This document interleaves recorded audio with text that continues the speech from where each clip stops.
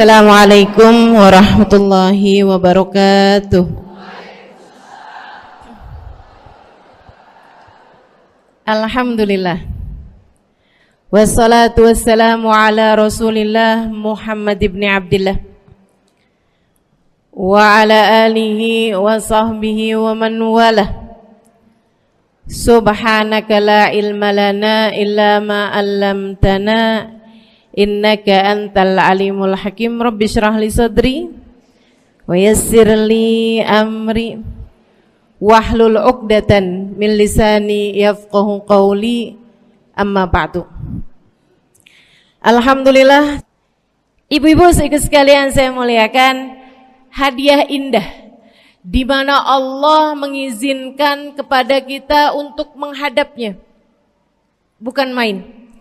Siapa kita ini sampai diizinkan Allah untuk bolak-balik menghadap kepada Allah Subhanahu wa taala dalam salat-salat kita. Saya pernah dengar dari para guru-guru kami, guru-guru saya. Mereka mengatakan di saat orang salat, di saat kamu salat, di saat saya salat, bukan hanya karena saya mau sholat, kamu mau sholat, akan tetapi karena kamu dianggap mulia di mata Allah, sehingga Allah izinkan dirimu untuk menghadap padanya. Ketika saya sholat, bukan hanya karena saya mau sholat, akan tetapi karena saya punya nilai di mata Allah, sehingga Allah izinkan kepada saya untuk menghadap padanya. Sebaliknya, ketika kamu tidak mau sholat, bukan hanya karena kamu tidak mau sholat, akan tetapi karena kamu sudah jatuh dalam pandangan Allah, terhina dalam pandangan Allah, sehingga Allah tidak lagi mengizinkan kepadamu untuk menghadap kepadanya. Ketika seseorang tidak sholat, bukan hanya karena dia tidak mau sholat, akan tetapi karena ia sudah tidak lagi bernilai di mata Allah, sehingga Allah tidak izinkan dia untuk menghadap padanya. Teman-teman, saudariku sekalian yang saya muliakan, kalau bicara tentang sholat nih teman-teman, ada 4 tingkatan, ada 4 kelas. Untuk kamu melihat sholatmu sudah ada di kelas yang mana. Kalau saya boleh bilang kelas teratasnya nih kelas bisnis, oke lah ya. Kelas bawahnya lagi kelas atasnya kelas eksklusif ya, kelas eksekutif. Terus bawahnya lagi kelas bisnis, bawahnya lagi kelas. Tapi ada 4 kelas, bawahnya lagi kelas gerbong. Nggak naik dalam kereta nih ya. Kelas yang paling bawah kita bahas nih, kelas gerbong nih. Kayaknya naik di atasnya nih ya, gerbongnya. Teman-teman sekalian, orang yang di saat mengerjakan sholat, dia kerjakan juga, tapi merasanya sebagai beban. Ya ampun, udah maghrib aja, baru juga asar. Ya ampun, males banget dah. Ini gak ada rusuh nih. Kita kan lagi jalan-jalan nih. Kita kan lagi belanja nih di Tanah Abang. Kita jamaah aja gimana sholatnya. Nah ini orang-orang yang menganggap sholatnya sebagai beban. Malas kalau disuruh sholat, terutamanya subuh. Terutamanya sholat subuh. Ini Allah ceritakan orang-orang yang seperti ini adalah kelompoknya orang munafik. Naudzubillah. Alladzina idza qamu ila sholati qamu kusala. Orang-orang yang kalau disuruh sholat bangun juga sih, tapi malas banget. Setan nih nemenin dia, kayak naroin batu di atas kepalanya, bikin dia berat mau ngerjain sholat. Kalau lagi tidur, ngipas-ngipasin matanya, bobo aja lagi. 5 menit lagi, 5 menit lagi. Bangun-bangun udah siang. Pernah terjadi padamu?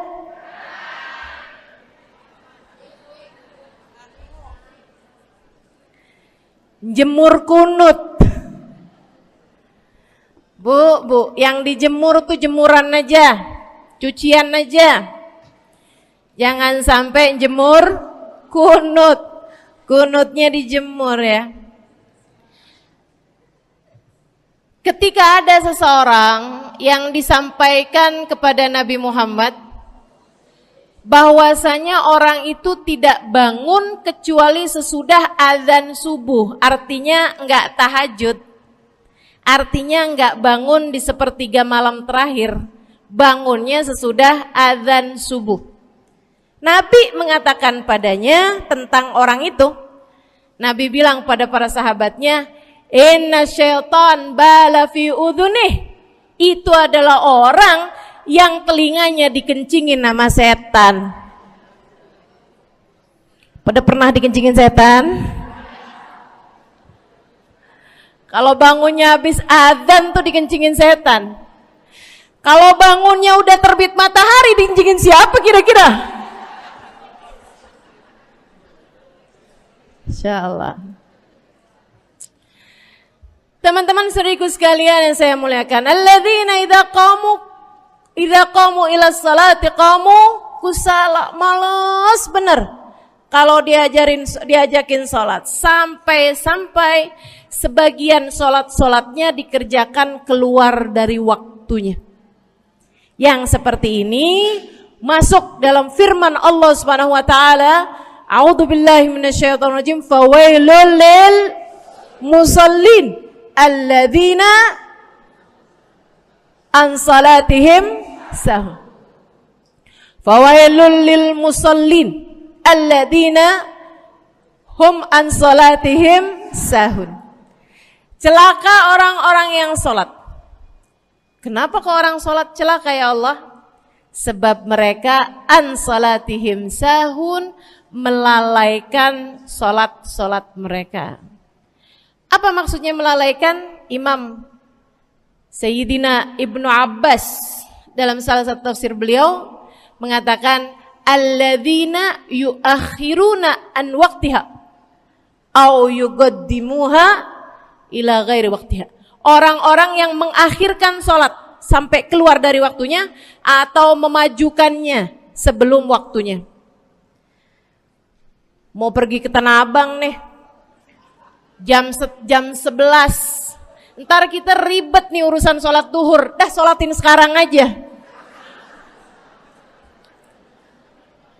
Ini orang-orang yang fawailul lil musallin. Bu, sesibuk apapun dirimu, jangan pernah ninggal sholat. Bu, lagi ngerjain perkara penting apapun kamu, jangan pernah mengakhirkan sholat. Jangan pernah mengeluarkan sholat dari waktunya. Kenapa gitu? Karena bu, sholat itu urusanmu sama Allah. Gak ada yang lebih penting daripada itu. Gak ada yang lebih penting daripada itu. Siapa yang mementingkan Allah, dia bakal dipentingin sama Allah. Siapa yang meremehkan sholatnya, berarti dia telah meremehkan Allah. Siapa yang meremehkan Allah, dia akan diremehkan oleh Allah. Na'udzubillah min dzalik. Buat adik-adik jomblo, jangan pernah mau kawin sama orang yang gak sholat. Biarpun kamu udah nunggu cukup lama, kalau ada yang lamar kamu dan dia gak sholat, jangan mau bu. Dek, ibu-ibu juga, kalau ada yang janda di sini,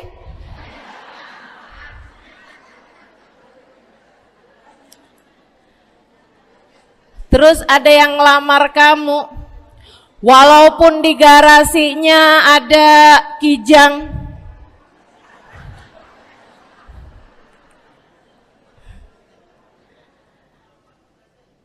ada bebek, motor maksudnya ya, datang melamar kamu, jangan terima. Orang yang gak sholat, kamu jangan mau jadi istrinya. Kenapa? Saya kasih tahu ya, Allah aja dia tinggalin, apalagi kamu.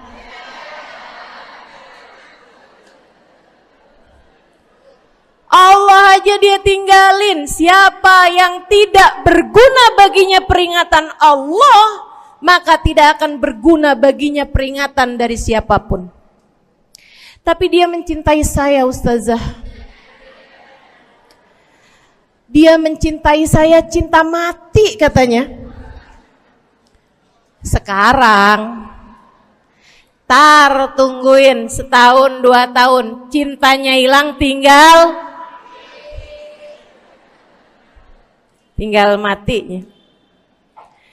Tapi dia mencintai saya luar biasa, Ustazah. Dia tak sanggup hidup tanpa saya. Itu namanya cinta monyet. Tungguin 2 tahun, cintanya hilang, tinggal. Jangan temenan sama orang gak sholat. Dia telah jatuh di mata Allah. Maka kita pun belajar buat jadi orang-orang yang terus mendaki, terus meraih rahmatnya Allah, terus belajar buat jadi salah satu orang yang dipandang dengan rahmat oleh Allah Subhanahu wa taala. Salah satunya dengan cara kita memuliakan sholat. Kita menjaga sholat. Jagain sholatnya. Jangan masuk kelompok orang yang tadi itu sholatnya menjadi beban. Ini kelompok paling bawah nih. Naik ke kelas ekonomi. Tadi begitu ya? Kelas ekonomi, orang-orang yang sholatnya menjadi sebuah kewajiban. Dia kerjain, dia tahu itu wajib, dia gak akan tinggalin. Tapi sama halnya dengan kewajiban-kewajiban yang lain. Kita nih kalau mikirnya kewajiban, Bu, kalau gak diwajibin lagi seneng. Betul gak? Masih ada kayak beratnya gitu ngerjain sholat. Orang yang sholatnya dianggap sebagai kewajiban. Kayak anak-anak sekolah tuh, wajib pakai seragam, wajib ngerjain PR. Kalau 1 hari, besok enggak wajib pakai seragam. Ada nggak ya pakai seragam? Nggak ada.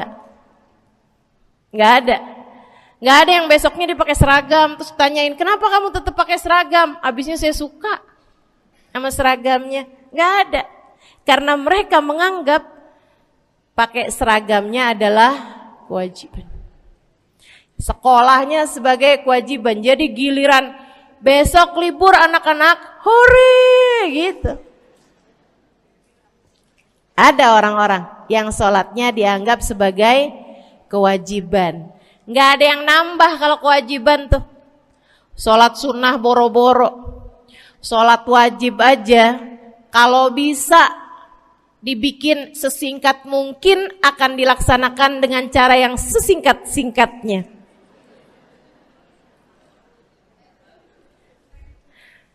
Habis ruku i'tidal sujud cepet bener ya. Malaikat raqib sama malaikat atid nih udah tahu aja kalau dia sholat. Habis ghairil maghdubi alaihim waladdallin. Malaikat atid bilang sama malaikat raqib, kulhu, catat kulhu udah pasti.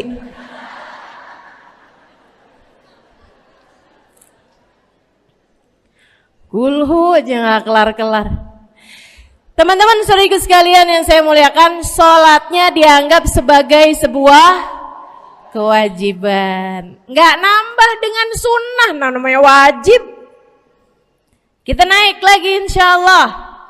Sholatnya kita naikkan dari yang kewajiban kita naik menjadi kelas bisnis, sholatnya sebagai sebuah kebutuhan. Bu, mudah-mudahan nih ibu-ibu, teman-teman semuanya yang sedang menyimak kajian pada hari ini, saya doakan, karena saya berharap saya pun juga didoakan agar menjadi salah satu orang yang sudah berada dalam tingkatan ini. Sholat kita tahu adalah kebutuhan kita. Sama kayak kebutuhan makan, Bu. Ibu kenyang nggak kalau makan nasi doang 2 piring? Kenyang. Siapa yang bilang nggak kenyang? Kalau kamu makan nasi doang sepiring, kenyang apa nggak kenyang? Kenyang. Akan tetapi pasti ibu-ibu mau nambah dah. Nambah apaan? Lauk. Nambah lauknya. Ada ikan asin, ada sayur asem. Langsung pada lapar nih. Ada sambal. Masya Allah, ada tempe goreng. Udah Bu ya, tetangga lewat kagak nyadar. Masya Allah. Teman-teman sekalian, kita nambah, bahkan udah kenyang pun kita masih cari lagi tambahan. Makanan apa nih yang bisa kita makan? Karena kita tahu makan adalah sebuah kebutuhan kita. Kita perlu sama makan. Kita butuh sama makan. Maka demikian pula dengan orang-orang yang sholatnya sudah dia tahu adalah sebagai sebuah kebutuhan. Cukup sih duhur 4 rakaat, dia nambah. Ada qobliyahnya, ada ba'diyahnya. Jam-jam 9 pagi nggak ada sholat wajib sih, tapi pengen ngemil, ya Bu ya, dengan cara kerjain sholat duha. Malam-malam abisnya isya, ampun mau tidur, ingat katanya Nabi, pesannya kepada Sayyidina Abu Hurairah, wasani habibi, kata Abu Hurairah, an utir qabla an anam. Kekasih saya Nabi besar Muhammad, kata Abu Hurairah, kasih pesan pada saya untuk jangan tidur sebelum sholat witir. Jadi habis kelar sholat isya langsung sambung sama witirnya. Dia tahu sholatnya adalah sebagai sebuah kebutuhan. Kebutuhan. Saya butuh untuk sholat karena saya butuh kepada Allah. Saya perlu sholat karena saya perlu kepada Allah. Saya perlu sholat karena saya tahu urusan saya sebesar apapun saya rasakan adalah kecil dalam pandangan Allah.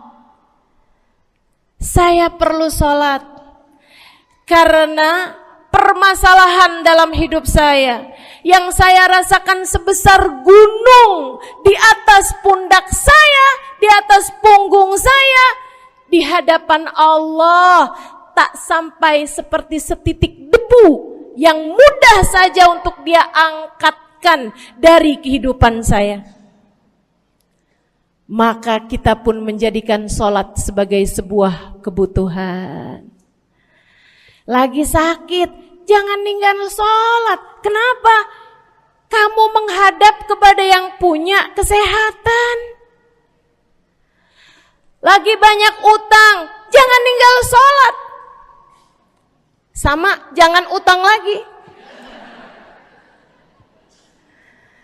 Karena kamu menghadap kepada pemilik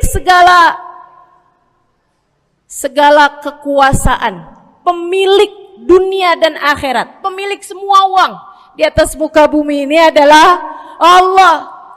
Makanya Habib Ali Habsyi, penulis kitab Maulid Simtud Durar, yang tadi ibu-ibu baca maulidnya, beliau pernah bilang, Ada dalam salah satu diwan beliau. Diwan tuh syair-syair beliau itu ya.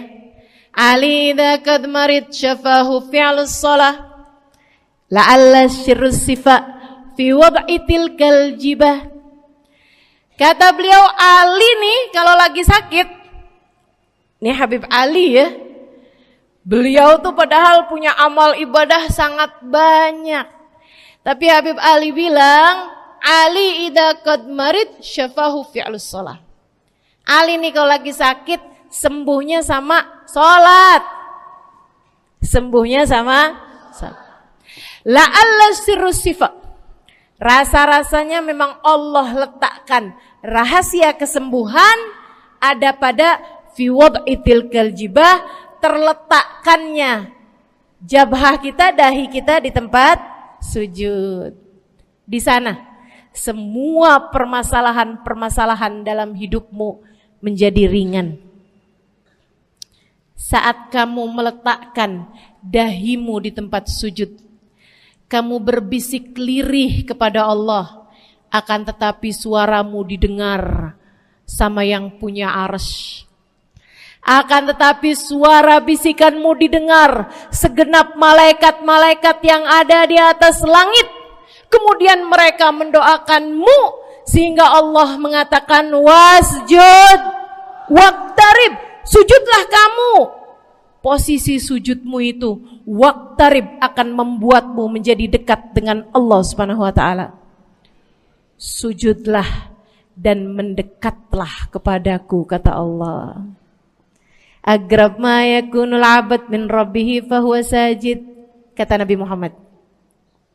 Fa'akthiru fihi du'a faqamin an yustajabulah.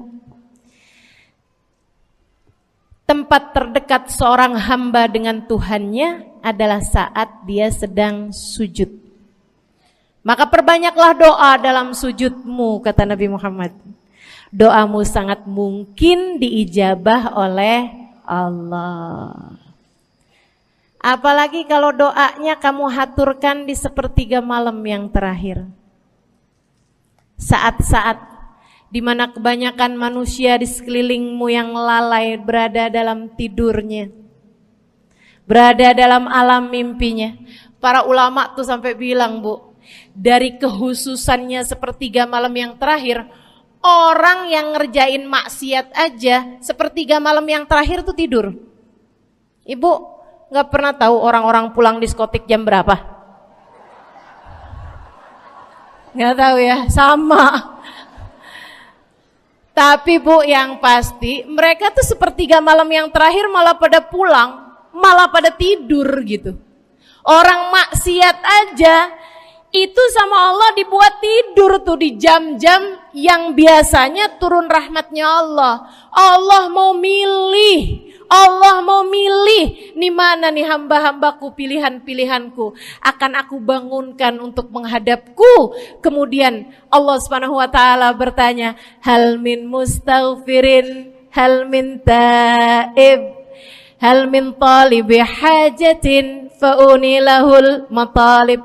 Siapa nih di antara kalian yang lagi mohon doa, minta pertolongan, mohon ampunan, akan aku beri, kata Allah Subhanahu wa taala, sebab kalian meminta pada waktu yang paling aku suka. Kalau punya hajat minta. Kapan mintanya? Dalam sujud. Kapan sujudnya? Dalam sholatmu di sepertiga malam yang terakhir. Bu, ngelihat muka-mukanya pada punya hajat banyak-banyak nih. Gimana tahajudnya? Mudah-mudahan Allah jadikan kita salah satu di antara mereka yang menyibukkan diri di sepertiga malam yang terakhir, insyaallah.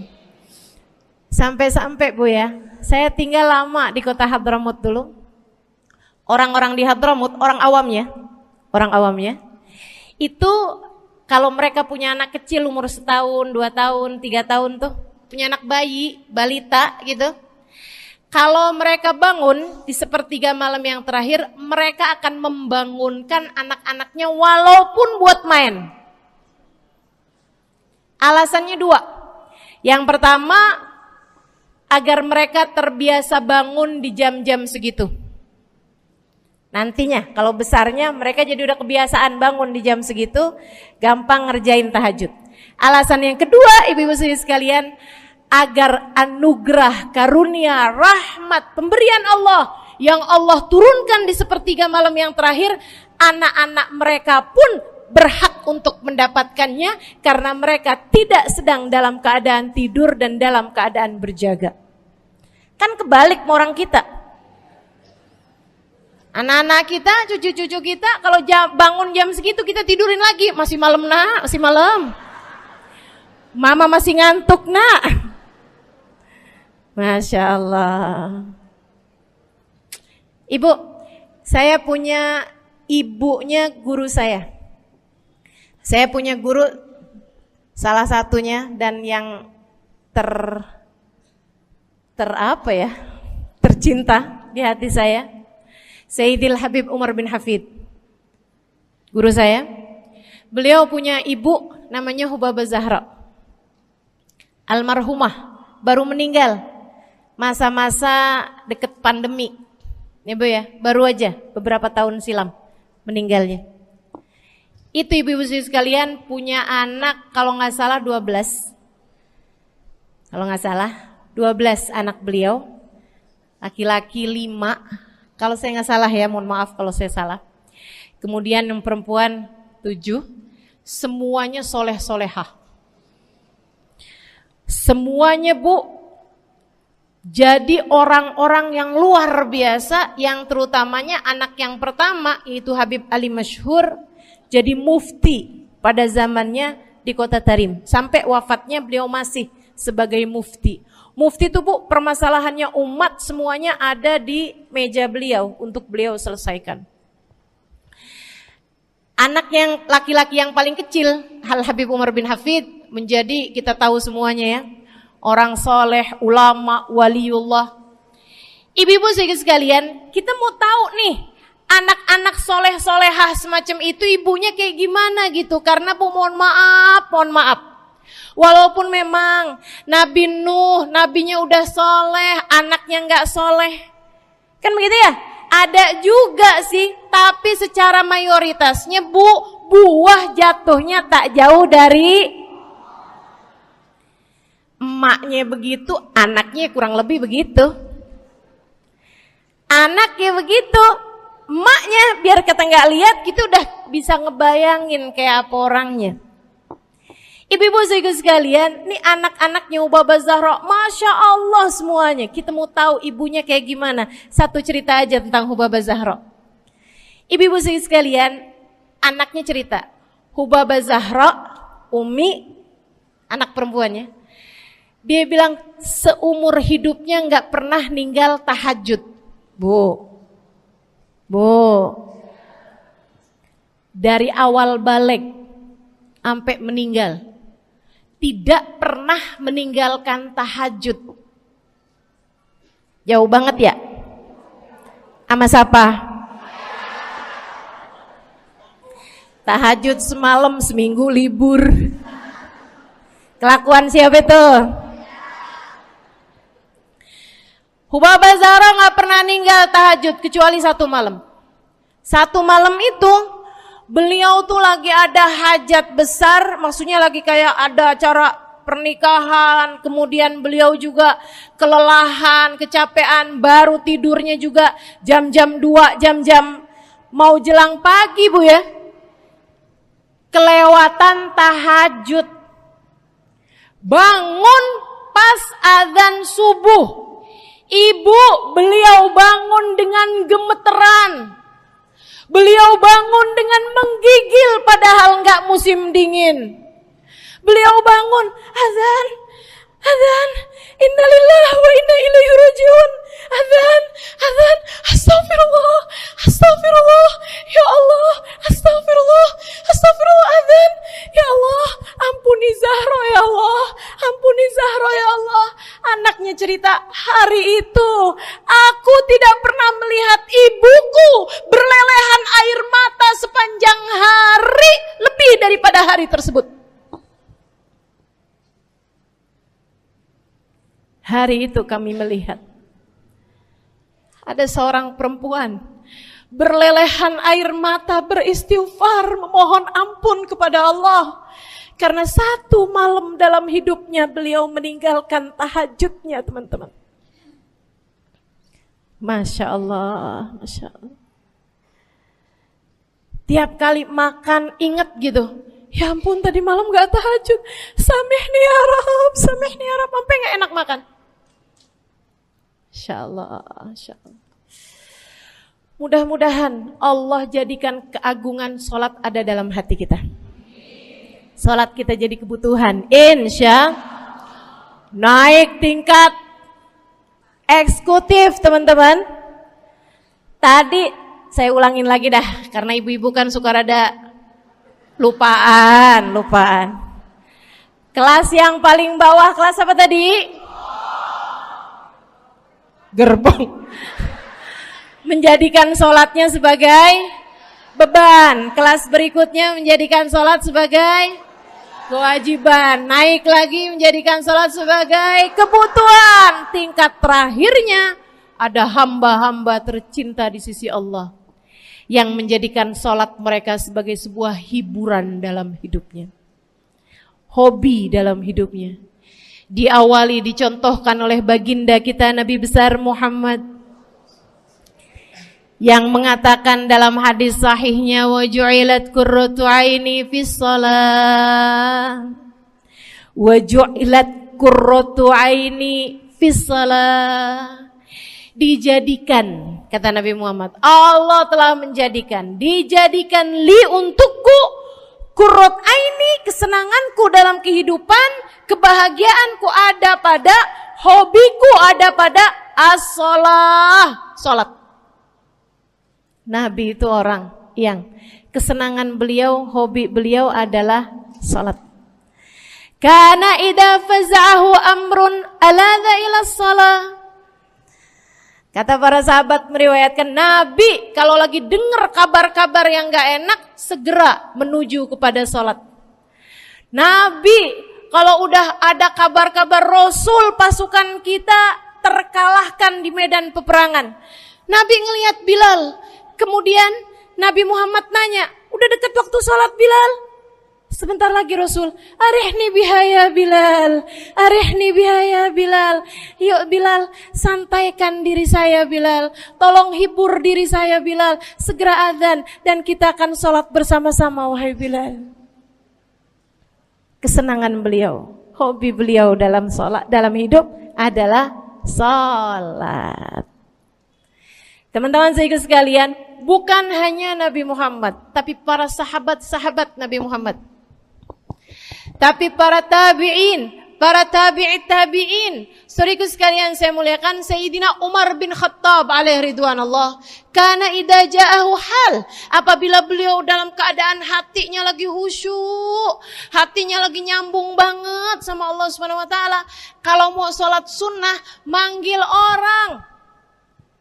Beliau sholat dalam masjid, ada orang mau sholat sunnah, ada orang lagi baca Quran dipanggil sama beliau.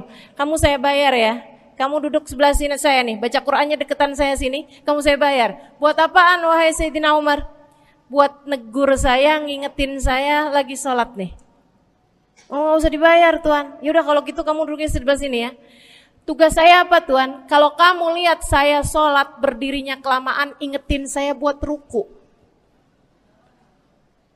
Kalau kamu lihat ruku saya kelamaan gak bangun-bangun, ingetin saya buat bangun. Kalau kamu lihat sujud saya kelamaan, ingetin saya buat duduk. Karena saya sekarang ini kalau lagi berdiri baca Al-Quran, lupa buat ruku. Dari nikmatnya bacaan Quran beliau. Baik Tuhan, sholat, baca Fatihah, habis itu baca Quran, surat Al-Quran, dapat selesai satu, kok masih enak, baca lagi, masih enak lagi, baca lagi. Yang sebelah beneran nih gak ruku-ruku. Beliau berdiri kemudian bilang, Tuan ruku, gak kedengeran. Beliau berdiri deketin telinganya, Tuan ruku, belum kedengeran juga. Ruku, Allahu Akbar. Sayyidina Umar bin Khattab. Tabi'in, Sayyidina Ali Zainal Abidin. Pernah lagi sholat, rumahnya kebakaran, teman-teman. Sholat sunnah di waktu malam, rumahnya kebakaran.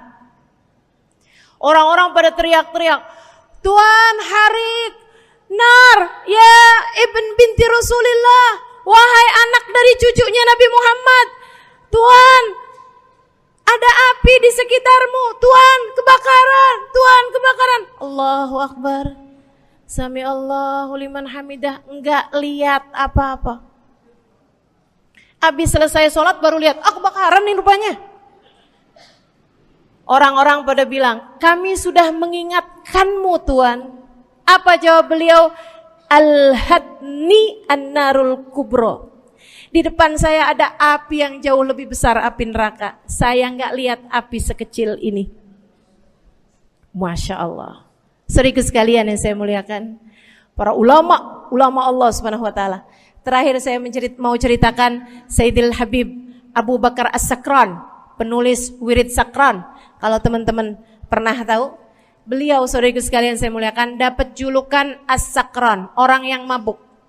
Karena mabuk kepada Allah Subhanahu Wa Taala. Beliau pernah satu waktu kena penyakit di punggungnya.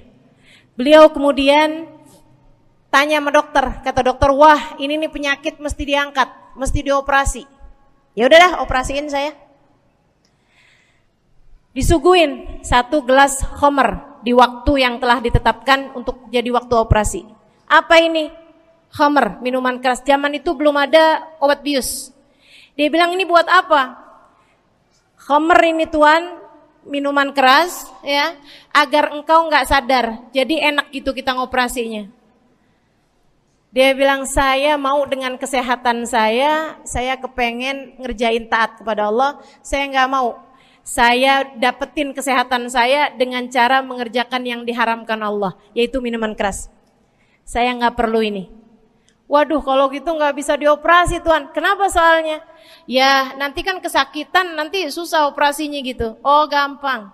Kalau kalian pengen bikin saya nggak sadar, nggak perlu minuman keras. Terus gimana? Operasikan kalau saya sedang sholat.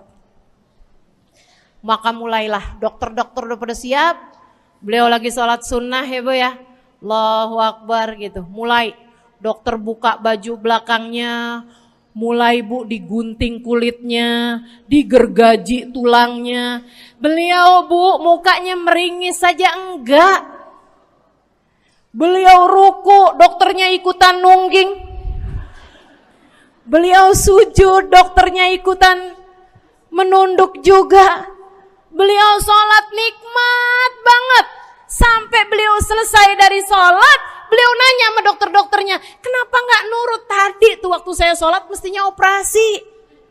Kata dokter, udah selesai Bib dari tadi. Masya Allah. Radiyallahu ta'ala anhum wardahum. Ini bukan kelas-kelas kita, saya cuma ceritain aja sama ibu-ibu. Bukan berarti ibu-ibu nanti pas waktu sakit bilang sama dokter-dokter nggak usah dibius.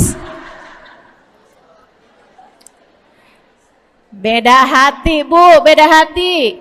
Ya Bu ya, beda iman, beda semuanya kita sama mereka. Yang pasti, makanya saya kan yang ini nggak doa nih. Pas yang kebutuhan tuh baru saya doa. Kenapa? Karena kayaknya tingkatan kita dah Bu ya. Mentok dah, sampai kebutuhan itu dah. Insya Allah, mudah-mudahan Allah jadikan kita orang yang menjaga salat insya Allah. Rabbi jalni muqimas salah wa min dzurriyyati amin. Rabbi jalni muqimas salah wa min dzurriyyati amin. Rabbi jalna muqimis salah wa min dzurriyyatina rabbana wa taqabbal du'a. Ala hadhihi niyyah bikun niyyah salihah ila hadratin nabi al-fatihah. Syaitanir rajim. Bismillahirrahmanirrahim. Alhamdulillahirabbil alamin. Ar-Rahmanir-Rahim. Maliki yaumiddin. Iyyaka na'budu wa iyyaka nasta'in. Ihdinas siratal mustaqim, siratal ladzina an'amta 'alaihim, ghairil maghdubi 'alaihim waladdallin. Amin. Taqabbalallahu minna wa minkum, taqabbal ya karim. Sama-sama kita hormati, kita sayangi segenap keluarga besar dari Majelis Ta'lim Raudhatul Aliyah di bawah pimpinan Ibu Ayu Komaladewi Kita doakan semoga beliau beserta segenap keluarganya senantiasa dalam limpahan rahmat ridha Allah Subhanahu wa taala. Juga kita doakan Ustazah Nabilah Al-Haddad sebagai pengasuh di majelis ta'lim ini, sebagai pimpinan di majelis ta'lim ini,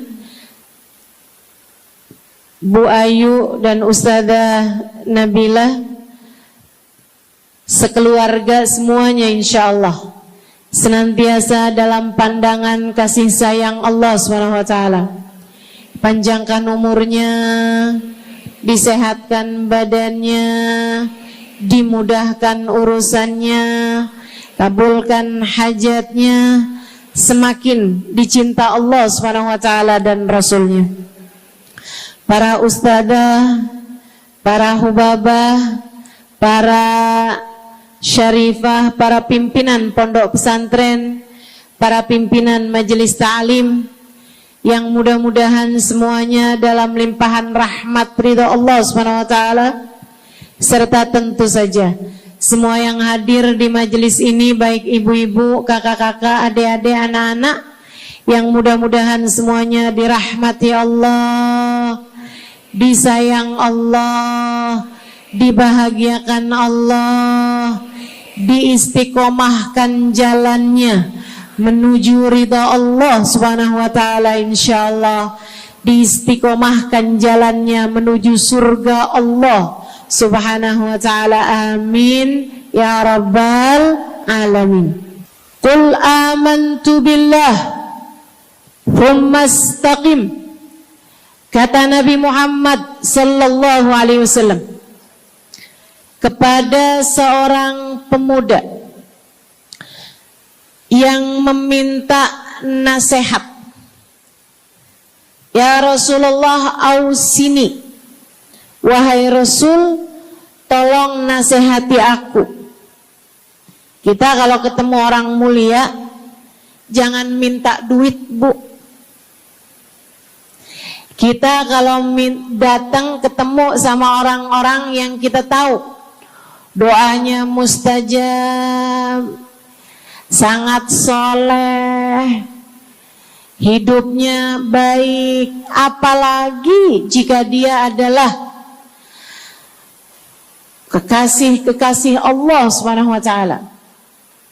Kamu kalau berjumpa dengan ulama, jangan minta sesuatu yang duniawi. Tirulah para sahabat ketika berjumpa dengan Nabi Muhammad. Biasanya mereka meminta satu dari dua hal. Yang pertama, mereka minta doa. Ida'ili ya Rasulullah, doakan aku wahai Rasul. Ibu juga gitu. Kalau ketemu sama ulama, ketemu orang soleh, ketemu kiai, ketemu habib yang kita tahu doanya mustajab, bertemu hubabah, mintalah doa. Tapi jangan hanya sekedar urusan doa duniawi, Bu. Doa duniawi itu yang gimana, Ustazah? Doa yang kalau diijabah nggak akan manfaat begitu kamu masuk dalam alam kubur. Itu namanya doa duniawi. Ustazah, doakan saya biar saya cepat kebeli rumah. Bu, kalau mati rumahnya dibawa gak? Ustazah, doakan saya kepengen beli HP baru. Dibawa gak HP-nya? Enggak. Itu namanya doa duniawi. Ustazah, Doakan biar suami saya tambah cinta.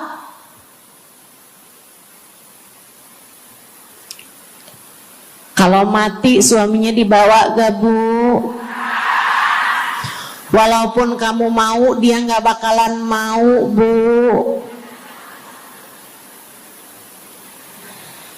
Sesuatu yang sifatnya duniawi.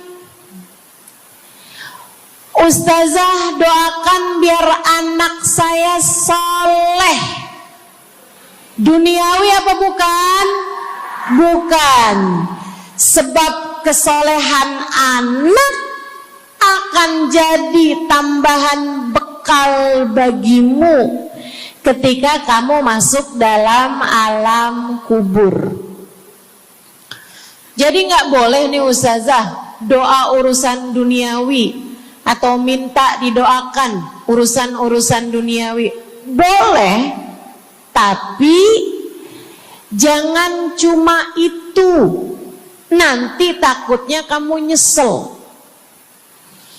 Kalau selama di dunia kamu doanya hanya untuk urusan dunia, takutnya begitu masuk dalam kuburan sudah tidak ada lagi doa yang akan Allah ijabah untukmu ketika kamu ada dalam alam kubur nanti. Sayang-sayang. Jadi kalau doa, prioritaskan urusan akhirat. Insya saya berasa banget jadi orang yang sering dimintain doa sekaligus juga sering minta doa. Saya kalau ketemu orang saleh, ketemu habaib, ketemu hubabah, saya akan minta doa, nggak pernah minta duit saya. Ida'ili ya hubabah, ida'ili ya habib. Serius sekalian, sebagai orang yang sering juga dimintain doa, Ustazah doakan saya. Banyak tuh.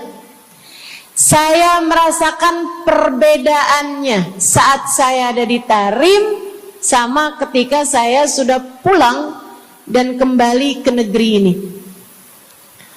Waktu saya di Tarim, orang kalau minta doa sama saya, usik berdoa,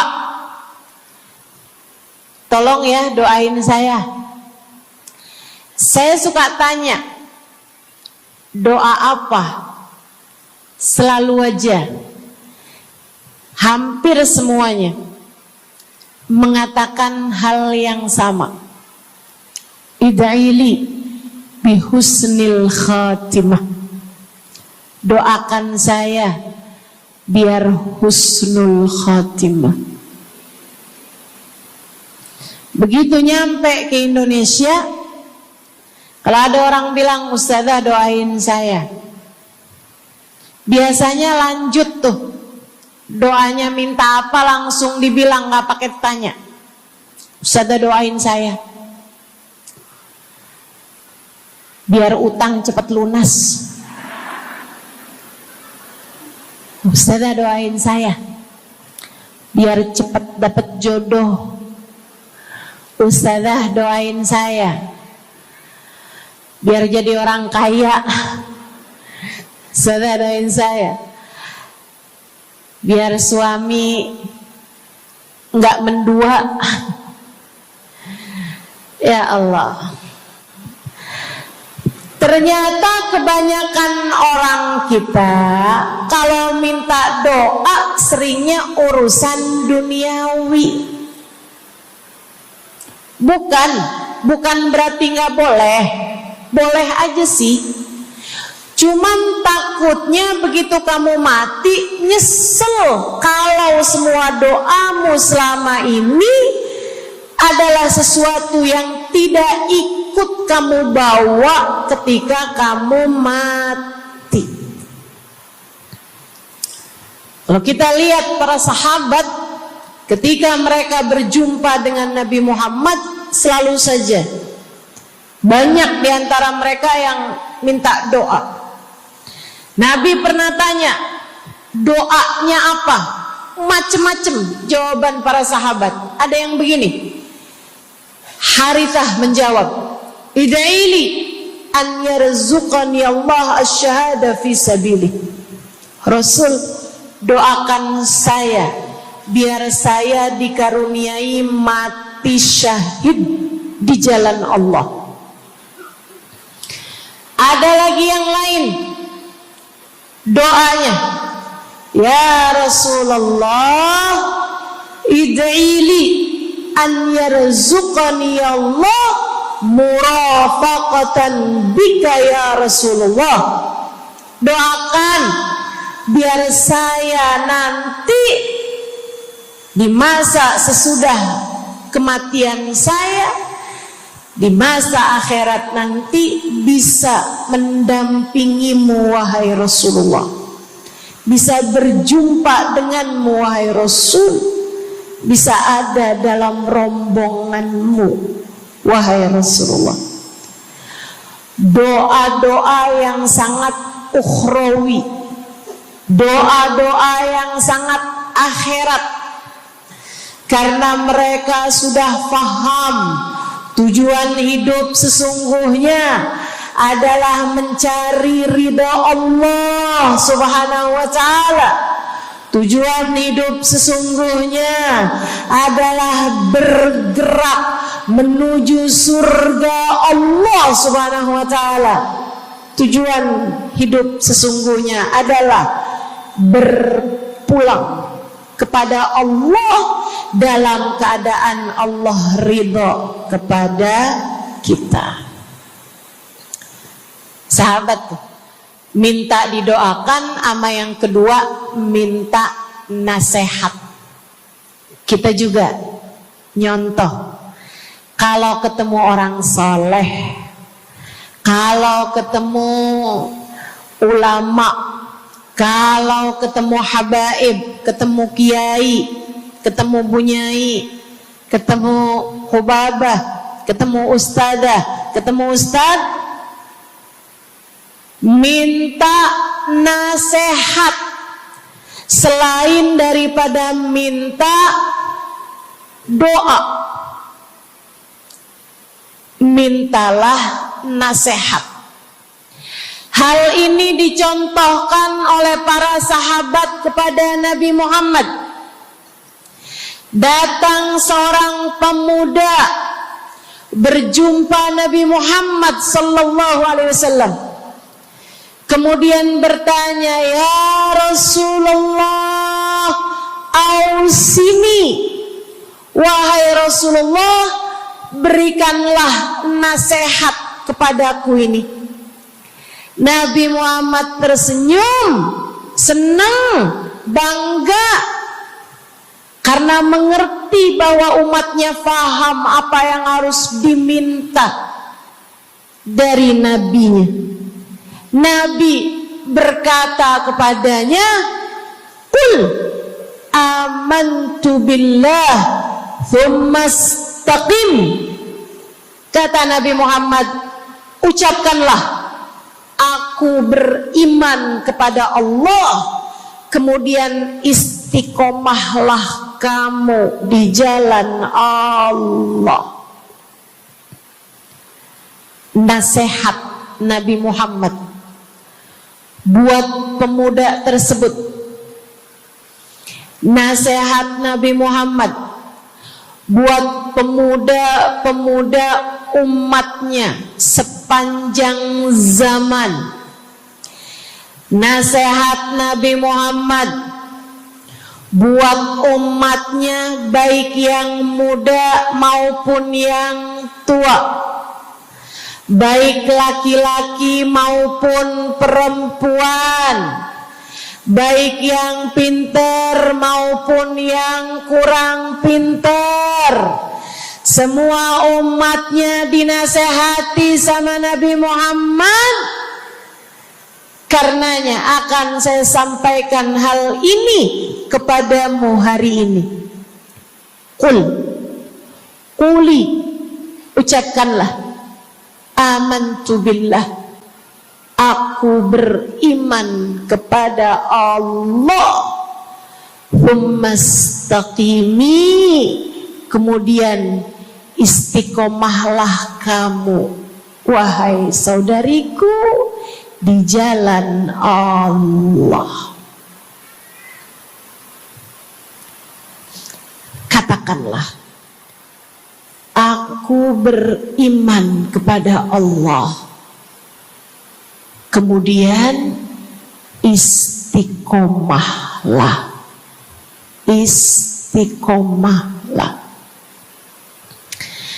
Nasihat yang sangat indah dari baginda kita Nabi besar Muhammad, yang Allah karuniakan kepadanya jawami'al kalim, dapat selalu berbicara dengan kata-kata yang ringkas tapi padat. Nabi itu ucapannya ringkas tapi padat. Nggak kayak saya, Bu, udahlah panjang dan ya, mudah-mudahan Allah jadikan ucapan-ucapan kita jadi kalimat-kalimat yang akan membawa kita menuju surga. Jadi ucapan-ucapan yang akan bawa kita menuju ridha Allah Subhanahu wa taala. Ibu-ibu, kita sama-sama belajar biar kalau ngomong itu enggak panjang-panjang, akan tetapi bermutu, berkualitas. Terutama Bu, ibu kalau ngomong sama anak-anak ibu, kadang-kadang panjang bener. Padahal itu aja, anak sampai hafal. Iya mah, katanya gitu. Betul gitu? Nabi kalau ngomong pendek aja tapi penuh makna. Nabi kalau bicara seringkali nggak panjang-panjang tapi sangat berarti. Satu hadis beliau saja bisa disyarahkan, diberi keterangan, hingga bahkan berkitab-kitab banyaknya. Ibu-ibu sekalian, salah satu dari ucapan ringkasnya Nabi Muhammad, amantu billah, kata Nabi, qul amantu billah, tsumastaqim, ucapkanlah, aku beriman kepada Allah, kemudian istiqomahlah di jalan Allah. Apa itu istiqomah? Lurus, jangan belok-belok. Lurus, jalan terus. Jalannya adalah jalan yang lurus. Itu yang selalu kita minta dalam tiap rakaat sholat kita. Kita berdoa kepada Allah, ihdinas siratal, ya Allah, tempuhkanlah untuk hidup kami ini jalanmu yang lurus. Sama kayak kamu lagi bilang, ya Allah, karuniakanlah dalam kehidupan kami keistiqomahan di jalanmu ya Allah. Kamu selalu minta istiqomah 17 kali sekurangnya tiap hari. Betapa sangat pentingnya istiqomah ini, saudaraku sekalian. berada dalam jalan yang lurus. Saya mau bahas jalan lurus yang dimaksud ini apa aja. 1, kamu harus lurus imannya. Amantu billah, aku beriman kepada Allah. Kata Nabi Muhammad sallallahu alaihi wasallam, "Qul amantu billah," ucapkanlah, aku beriman kepada Allah. Maka istiqomah tersebut yang nomor 1 adalah dalam urusan keimanan. Bu, Kak, Dek, Nak, yang lurus imanmu. Iman yang lurus tuh yang gimana, Ustazah? Iman yang lurus adalah memahami 2 kalimat syahadat yang menjadi pintu gerbang keimananmu.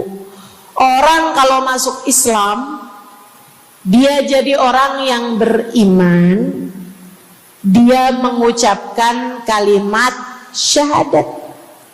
Apa itu? La ilaha illallah. Yang pertama. Yang kedua, Muhammad Rasulullah. Tidak ada Tuhan selain Allah.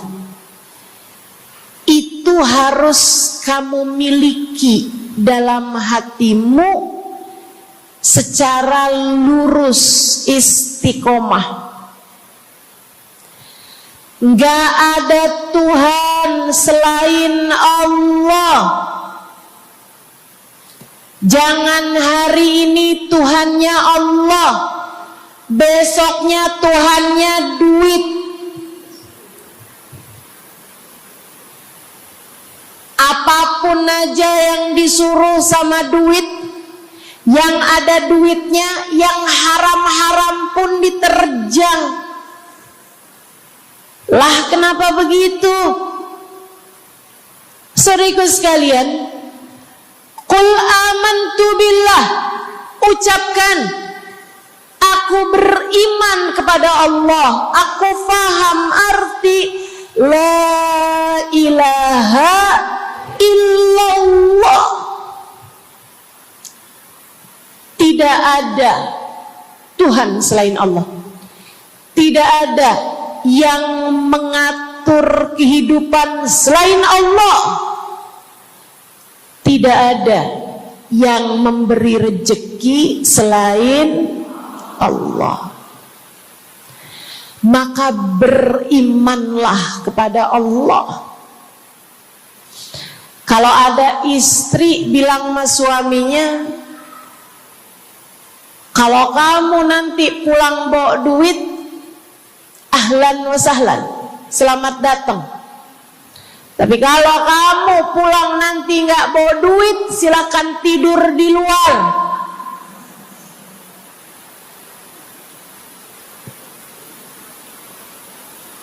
Kamu sepertinya kurang beriman.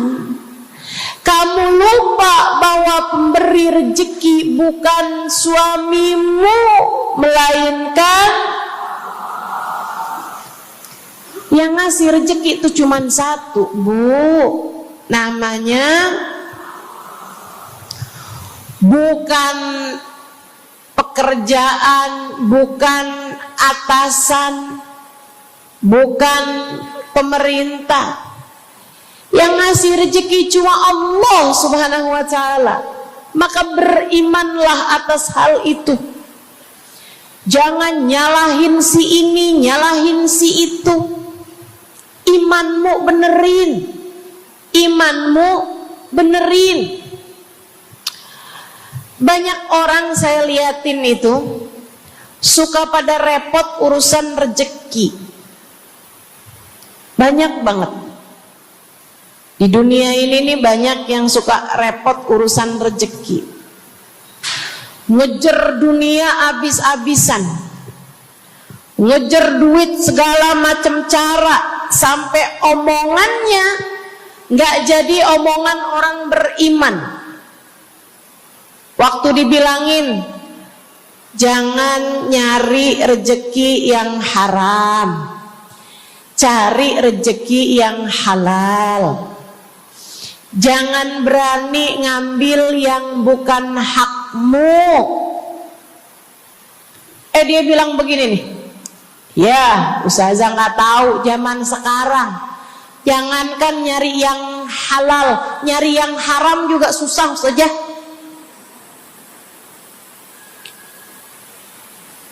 Itu omongan orang nggak beriman.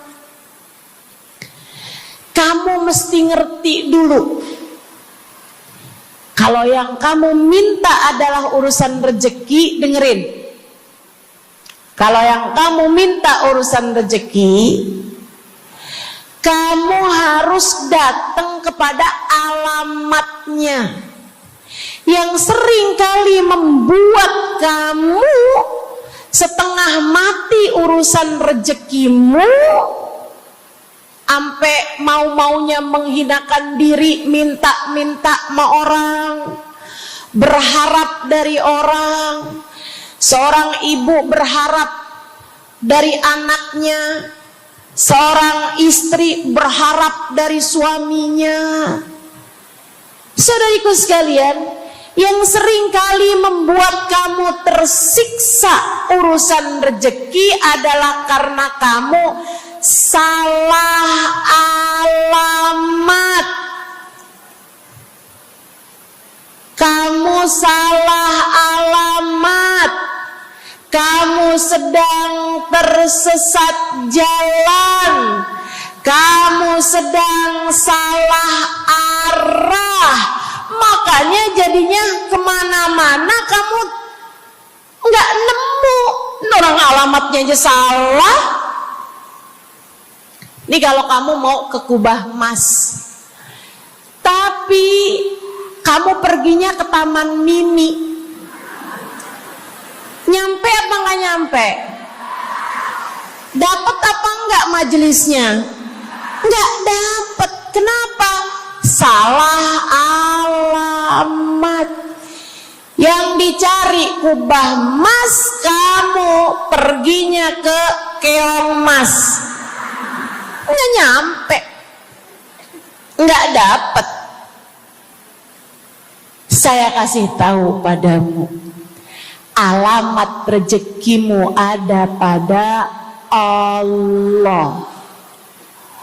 Alamat rezekimu ada pada Allah. Alamat rezekimu ada pada Allah.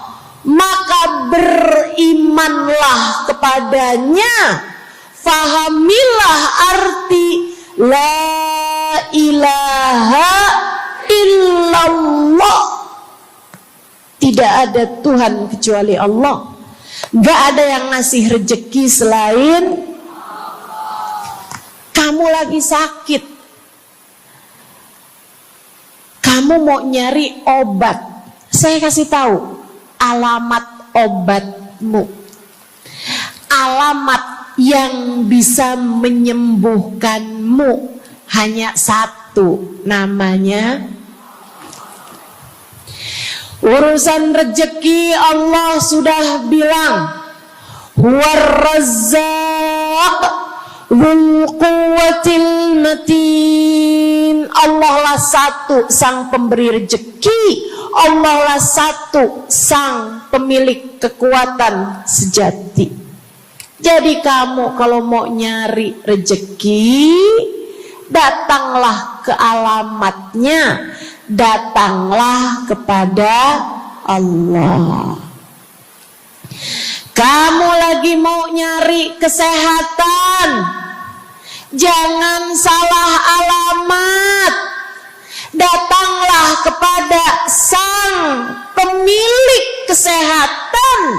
Alamatnya yaitu Allah yang telah mengatakan, fa idza maridtu fa huwa yashfin. Katanya Nabi Allah Ibrahim, apabila saya sakit, maka hanya Allah lah yang maha menyembuhkan. Berarti nggak boleh pergi ke dokter gitu Ustazah? Silahkan pergi ke dokter, pergi ke apotik, datang kepada orang yang doanya mustajab, minta didoakan. Tapi semua hanyalah sebab, semua hanyalah wasilah. Sang penyembuh sejati adalah Allah. Saudariku sekalian yang saya muliakan, kalau kamu merasa saya lemah Ustazah, gak punya kekuatan, kalau kamu merasa saya bodoh Ustazah, saya tidak mengerti di mana alamat ilmu, di mana alamat pengetahuan. Bu, Kak, Nak, anak-anak nih yang masih lagi belajar di pondok pesantren, yang masih lagi belajar di mana-mana, saya kasih tahu padamu, alamat ilmu ada pada Zat yang Maha Satu, namanya Allamal insana malam ya'lam. Allah lah yang mengajari manusia apa yang tidak dia ketahui. Pengen dapat ilmu, datanglah kepada Allah. Pengen punya kekuatan, datanglah kepada Allah. Saya udah tua Ustazah, saya janda pula Ustazah, saya nggak punya kekuatan ya Ustazah. Kekuatanmu hanya ada pada Zat yang Maha Satu, Allah Subhanahu wa Ta'ala. Datanglah selalu padanya. Imanmu jangan biarkan ia naik turun. Imanmu biarkan ia kokoh di dalam hatimu. Jangan percaya kalau ada yang bilang kekuatan ada pada uang. Jangan percaya. Percaya hanya satu aja, kekuatan ada pada Allah. Jangan percaya orang bilang kekuatan ada pada kecantikan. Kalau kamu cantik, kamu kuat, suamimu gak akan kemana-mana. Jangan percaya, Bu. Percaya hanya satu aja, kekuatan ada pada Allah Subhanahu wa Ta'ala. Kamu takut terjadi hal-hal yang buruk bagimu, bagi anak-anakmu. Kamu kepengen ada yang jaga. Ibu, gak usah pusing-pusing mau nyari bodyguard, gak usah pusing-pusing mau sewa security, pengamanan.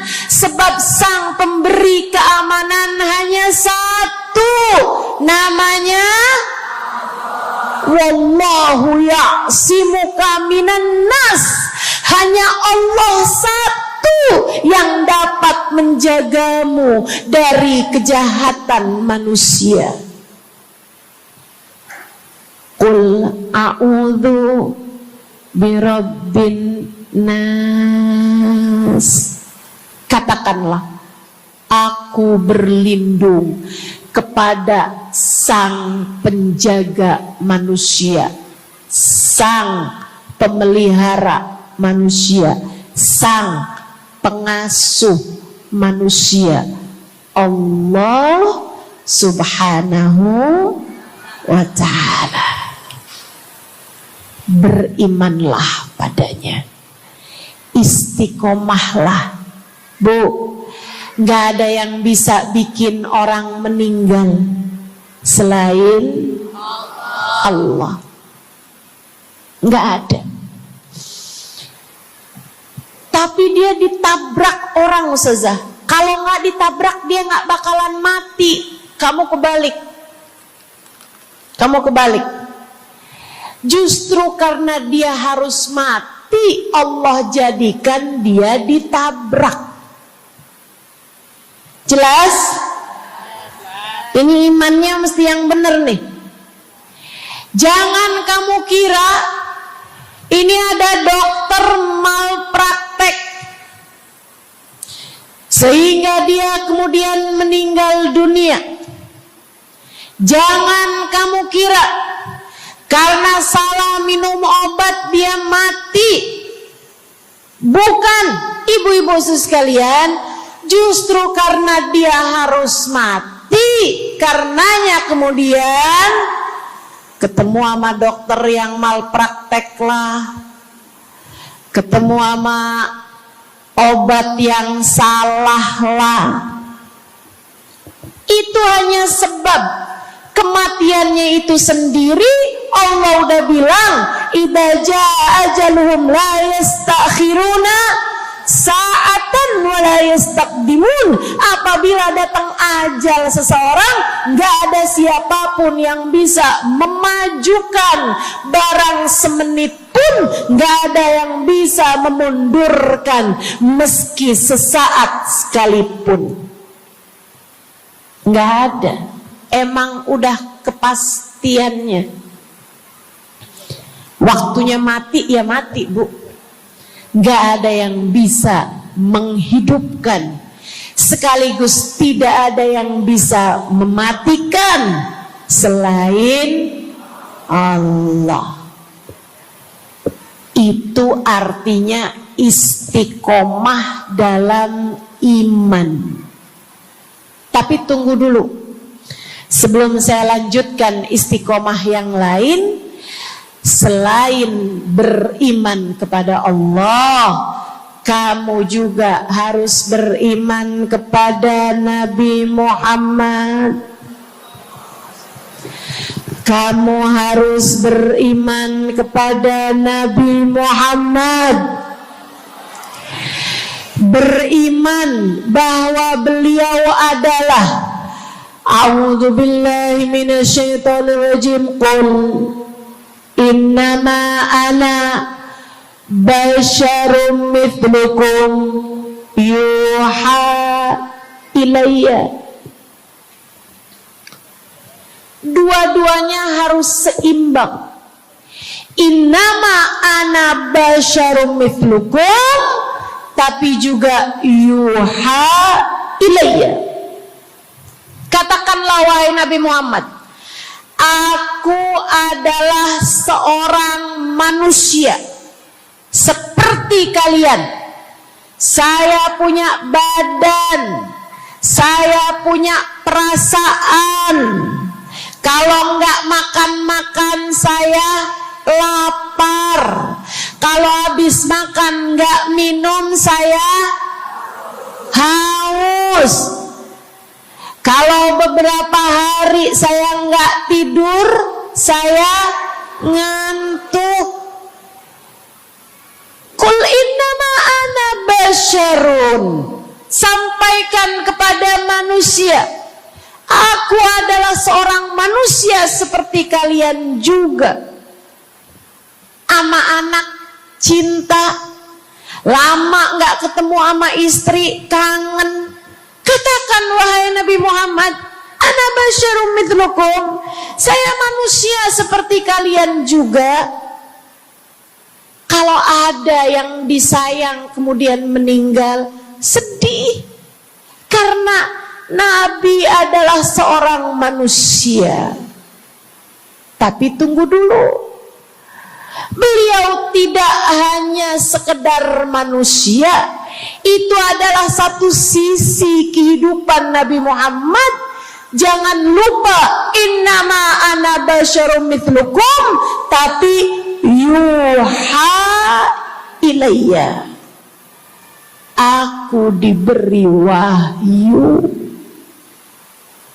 aku hamba wahyu, aku berbincang-bincang dengan Allah, kalian tidak. Aku berbicara langsung dengan Allah, kata Nabi Muhammad, kalian tidak. Aku dituruni malaikat Jibril, kalian tidak. Aku diberi wahyu Al-Quran 30 juz, kalian tidak barang seayat pun. Nih, kalau saya perhatikan, imannya umat manusia yang beriman kepada Allah sekalipun menjadi cacat ketika tidak beriman kepada Nabi Muhammad. Lihatin, mohon maaf, orang Yahudi, Bu, beriman kepada Allah. Kamu kalau nanya sama orang Yahudi, Tuhanmu siapa? Allah. Tapi mereka enggak beriman kepada Nabi Muhammad. Apakah mereka disebut orang yang beriman? Tidak. Orang Nasrani, apakah mereka beriman kepada Allah? Iya. Tapi apakah mereka beriman kepada Nabi Muhammad? Tidak. Apakah mereka beriman? Tidak. Bahkan umat Islam ada yang mempercayai sesudah Nabi Muhammad ada nabi yang lain, namanya Mirza Ghulam Ahmad, sehingga mereka menyebut agama mereka Islam, tapi agama Islamnya pakai ada kelanjutannya, Islam Ahmadiyah. Apakah mereka beriman? Tidak. Sebab syarat iman selain la ilaha illallah juga ada Muhammad Rasulullah. Bahkan, Bu, ada banyak di antara kita orang-orang yang iman kepada Allah luar biasa, tapi kalau urusan kepada Nabi Muhammad, kalau lagi diceritain Isra Mi'raj, dia bilang Nabi Muhammad tuh gak usahlah segitu amat diperayakan Isra Mi'rajnya. Nabi Muhammad tuh Isra Mi'raj cuman sekedar ruhnya aja, badannya nggak pakai Isra Mi'raj. Jadi Nabi itu orang ngelihatnya kayak tidur aja, ruhnya aja yang melayang-layang. Isra Mi'raj bener, tapi ruhnya aja, badannya nggak pakai pergi. Jadi kalian nggak usah berlebih-lebihan sama Isra Mi'raj. Oh, kenapa gitu? Kamu gak percaya sama Isra Mi'raj, sama badan-badannya Nabi sekalian, kamu gak percaya. Kenapa? Ya karena itu gak masuk akal. Manusia kan gak bisa kayak gitu. Nabi Muhammad kan manusia. Kamu lupa bahwa Nabi walaupun manusia, beliau adalah yuha ilayya. Beliau adalah hamba wahyu. Ketika diceritakan tentang mukjizatnya Nabi Muhammad yang bisa memperbanyak makanan, bahkan ada ghazal, ada rusa yang berbicara dengan Nabi Muhammad, ada unta yang sujud kepada Nabi Muhammad, ada pohon yang datang kepada Nabi Muhammad dengan mencabut akarnya, kemudian berjalan dengan akarnya menuju Nabi Muhammad. Ketika dipanggil, kemudian sujud pohon tersebut kepada Nabi Muhammad sallallahu alaihi wasallam dan bertanya, "Mengapa engkau memanggilku wahai Nabi?" Dia nggak percaya, nggak masuk di akal. Itu hanyalah dongeng. Kita bilang tapi hadisnya sahih, riwayatnya Ibnu Mas'ud yang menceritakan hal itu, hingga bahkan Sahibul Burda menuliskannya. Katanya Sahibul Burda Imamul Busiri, ja'at lidakwatihil asjaru sajidatan tamshi ilaihi ala saqin bila qadami. Datang ketika dipanggil sama Nabi Muhammad pepohonan. Mereka datang dengan, mereka berjalan dengan akar-akar mereka, kemudian sujud di hadapan Nabi Muhammad. Ini tentang iman. Mereka nggak percaya. Mereka ngakunya paling beriman. Mereka ngakunya paling lurus imannya. Tapi kenapa kalau mengenai Nabi Muhammad kamu menjadi timpang? Ketika melihat orang ramai-ramai bersolawat kepada Nabi Muhammad, mereka kegerahan. Ketika melihat orang-orang ramai datang ke majelis-majelis maulid, merayakan, bergembira atas lahirnya Nabi Muhammad, mereka kegerahan sampai mereka bikin GAM. Apaan tuh? Gerakan anti maulid. Oh,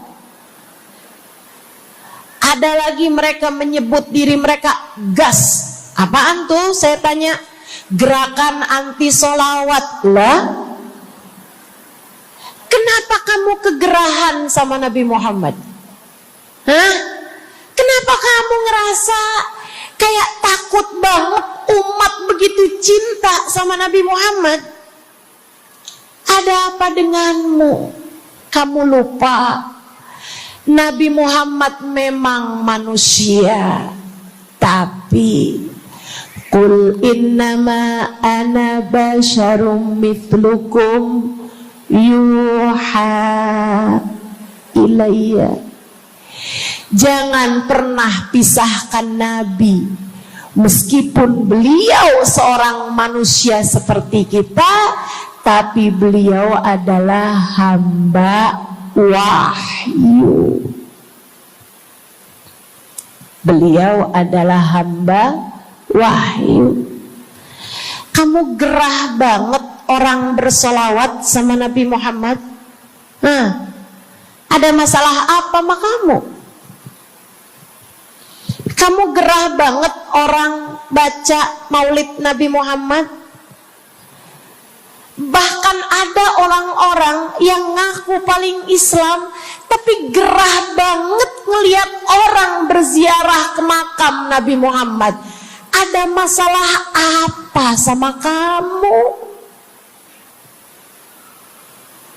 Yang bermasalah bukan kami umat Nabi Muhammad. Yang bermasalah adalah imanmu. Sebab ketika kita diminta beriman kepada Nabi Muhammad, jangan hanya fokus kepada kemanusiaan Nabi Muhammad, fokuslah pula kepada beliau sebagai hamba wahyu.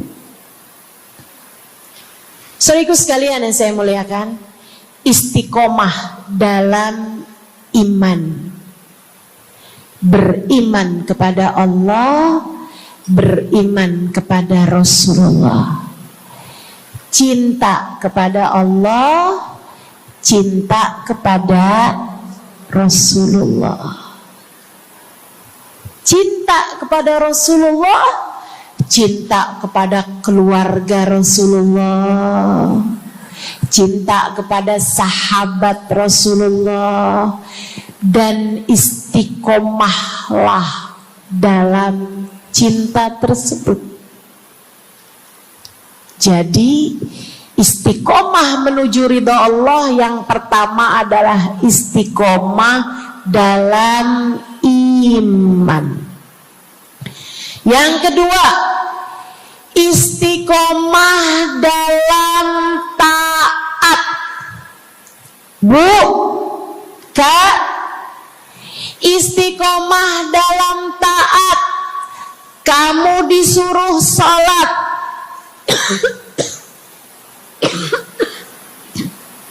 istiqomahlah.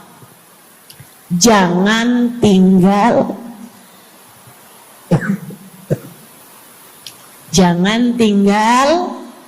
sholat.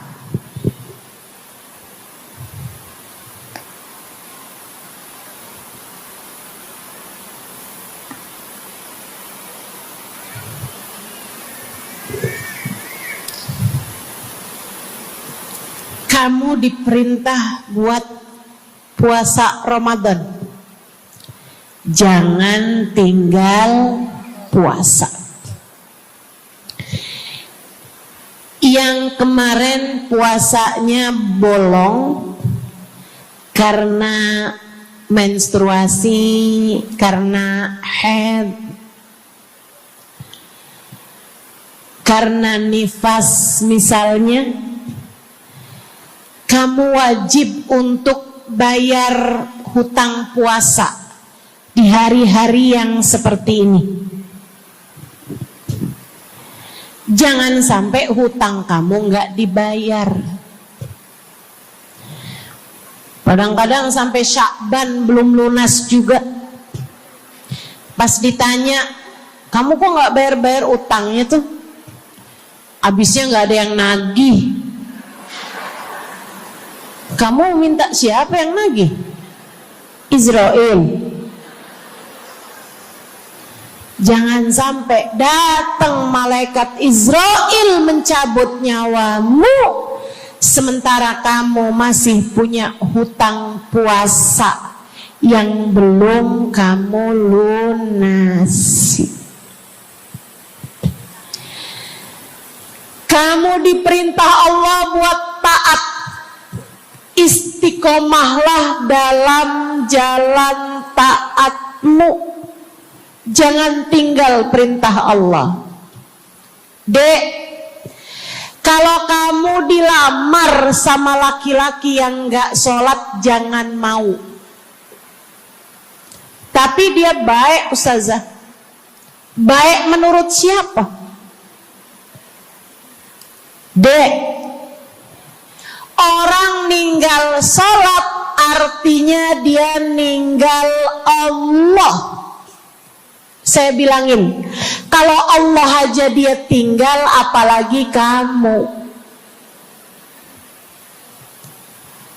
Dia bilang dia gak bakal ninggalin saya, Ustazah, karena katanya dia gak sanggup hidup tanpa saya. Dek, jangan percaya. Jangan percaya. Allah aja dia tinggalin loh, apalagi kamu. Apalagi kamu. Orang yang, kata para ulama nih Bu, orang yang peringatan Allah tidak bermanfaat padanya, dia tidak akan bermanfaat dengan peringatan siapapun. Kalau lagi cinta sih dia bisa ngomong apa aja. Tapi percayalah, yang bisa ninggal Allah, dia bisa ninggal siapapun. Istiqomahlah di jalan Allah. Istiqomah di jalan Allah. Jangan berani ninggal Allah. Jangan berani ninggal salat. Jangan berani ninggal ibadah. Kenapa gitu Ustazah? Karena yang pegang nasib kamu Allah. Ini nasihat abah saya yang akan saya pegang sampai kapanpun. Abah saya pernah pulang-pulang dari kerjanya, dia cerita, abah tadi ketemu sama orang yang dulu abah pengen jadi kayak dia. Dia itu dulu waktu zaman abah muda, abah kepengen kayak dia, ganteng, kaya, sehat, orang tuanya kaya, dia bisa sekolah. Abah kepengen sekolah, gak ada biayanya.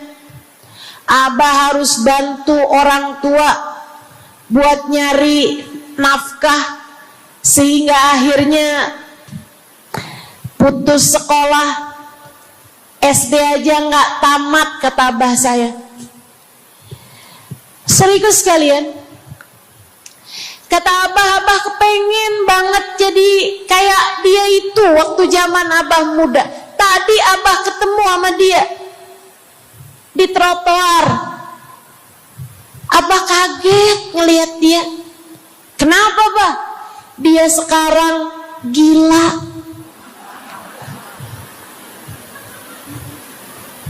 Jadi orang gila di trotoar. Abah pas liatin mukanya kayak kenal nih. Abah saya bilang subhanallah. Nak, abah kasih nasihat sama saya, Bu. Zaman saya SD, biar gini-gini saya pernah SD loh, Bu. Abah saya bilang, nak, ternyata hidup yang paling penting nasib. Dan ingat nak, nasib adanya di tangan Allah. Maka kalau kamu kepengen nasib kamu bagus, jangan pernah tinggal Allah. Itu nasihat abah saya pegang terus sampai dengan sekarang. Kamu dalam hidup yang penting nasib. Yang paling penting buat anak-anak kamu dalam hidup mereka adalah nasib. Ibu, nasib. Bukan ilmu, bukan harta, bukan sehat, bukan.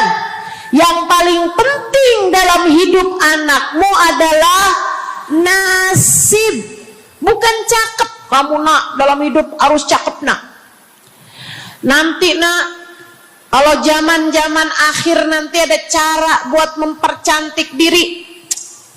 Pakai nak operasi plastik, ayo nak. Filler lah, tarik benang lah, semua kerjain nak. Yang penting dalam hidup cantik. Kamu jangan sampai kayak mamah kamu ini nak. Bapak kamu buka cabang di mana-mana. Bukan. Yang paling penting bagi anakmu di hidup mereka di dunia sebelum kelak di akhirat nanti adalah nasib. Saya kasih tahu, yang paling penting adalah nasib. Dan nasib itu adanya dalam genggaman. Maka kalau kamu kepengen nasibmu bagus, kalau kamu kepengen nasib anakmu bagus, Jangan tinggal Allah. Urusanmu dengan Allah yang bagus. Perintah-perintah Allah jangan ditinggal. Larangan-larangan Allah jangan diterjang. Jelas? Yang di belakang jelas? Saya ingat Bu, saya punya guru namanya Hubabah Bahiyah. Saya kalau jumpa sama beliau, saya selalu minta doa. Saya ceritakan tuh di buku Bidadari Bumi yang pertama. Beliau sangat enggan mendoakan orang lain. Kalau dimintain buat doa tuh beliau jarang-jarang mau doain. Beliau selalu bilang, doa aja sendiri, kata beliau begitu. Bukan karena beliau pelit, doa yang gratis pun gak mau gitu, bukan. Melainkan karena beliau sangat tawadhu. Assalamualaikum warahmatullahi wabarakatuh.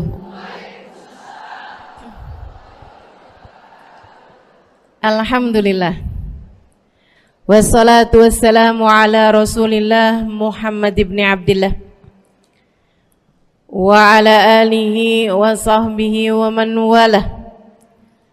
Subhanaka la ilma lana illa ma 'allamtana innaka antal alimul hakim. Rabbi shrah li sadri wa yassir li amri wahlul 'uqdatan min lisani yafqahu qawli.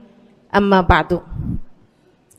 Alhamdulillah, ibu-ibu sekalian saya muliakan, hadiah indah di mana Allah mengizinkan kepada kita untuk menghadapnya. Bukan main. Siapa kita ini sampai diizinkan Allah untuk bolak-balik menghadap kepada Allah Subhanahu wa taala dalam salat-salat kita.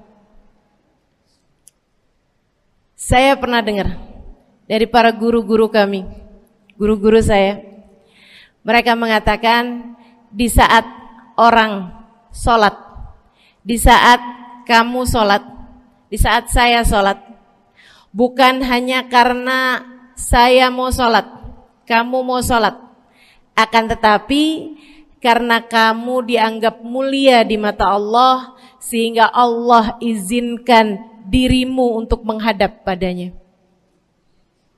Ketika saya sholat, bukan hanya karena saya mau sholat, akan tetapi karena saya punya nilai di mata Allah, sehingga Allah izinkan kepada saya untuk menghadap padanya.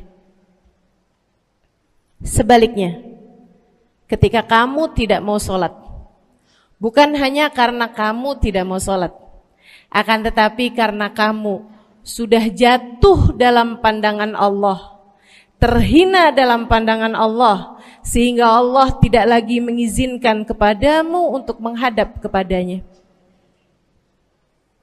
Ketika seseorang tidak sholat, bukan hanya karena dia tidak mau sholat, akan tetapi karena ia sudah tidak lagi bernilai di mata Allah, sehingga Allah tidak izinkan dia untuk menghadap padanya.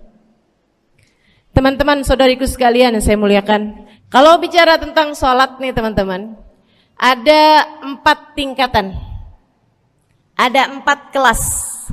Untuk kamu melihat sholatmu sudah ada di kelas yang mana. Kalau saya boleh bilang kelas teratasnya nih kelas bisnis, oke lah ya. Kelas bawahnya lagi kelas atasnya kelas eksklusif ya, kelas eksekutif. Terus bawahnya lagi kelas bisnis, bawahnya lagi kelas, tapi ada 4 kelas, bawahnya lagi kelas gerbong. Nggak naik dalam kereta nih ya. Kelas yang paling bawah kita bahas nih, kelas gerbong nih. Kayaknya naik di atasnya nih ya, gerbongnya. Teman-teman sekalian, orang yang di saat mengerjakan sholat, dia kerjakan juga, tapi merasanya sebagai beban. Ya ampun, udah maghrib aja, baru juga asar. Ya ampun, males banget dah. Ini nggak ada rusuh nih. Kita kan lagi jalan-jalan nih. Kita kan lagi belanja nih di Tanah Abang. Itu jamaah aja gimana sholatnya? Nah ini orang-orang yang menganggap sholatnya sebagai beban. Malas kalau disuruh sholat, terutamanya subuh. Terutamanya sholat subuh. Ini Allah ceritakan orang-orang yang seperti ini adalah kelompoknya orang munafik. Naudzubillah. Alladzina idza qamu ila sholati qamu kusala. Orang-orang yang kalau disuruh sholat bangun juga sih, tapi malas banget. Setan nih nemenin dia, kayak naroin batu di atas kepalanya, bikin dia berat mau ngerjain sholat. Kalau lagi tidur, ngipas-ngipasin matanya, bobo aja lagi. 5 menit lagi, 5 menit lagi, bangun-bangun udah siang. Pernah terjadi padamu?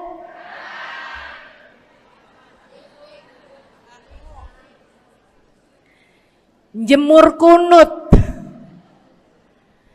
Bu, yang dijemur tuh jemuran aja, cucian aja. Jangan sampai jemur kunut. Kunutnya dijemur ya. Ketika ada seseorang yang disampaikan kepada Nabi Muhammad bahwasanya orang itu tidak bangun kecuali sesudah azan subuh, artinya enggak tahajud. Artinya enggak bangun di sepertiga malam terakhir, bangunnya sesudah azan subuh. Nabi mengatakan padanya tentang orang itu. Nabi bilang pada para sahabatnya, inna syaitan bala fi udhunih. Itu adalah orang yang telinganya dikencingin nama setan. Pada pernah dikencingin setan? Kalau bangunnya habis azan tuh dikencingin setan. Kalau bangunnya udah terbit matahari dikencingin siapa kira-kira? Insyaallah. Teman-teman saudariku sekalian yang saya muliakan, alladzina idza qamu ila sholati qamu kusala. Malas bener kalau diajakin sholat, sampai sebagian sholatnya dikerjakan keluar dari waktunya. Yang seperti ini masuk dalam firman Allah Subhanahu wa taala, a'udzubillahi minasyaitonir rajim, fawailul lil musallin alladzina an salatihim sahun. Fawailul lil musallin alladzina hum an salatihim sahun.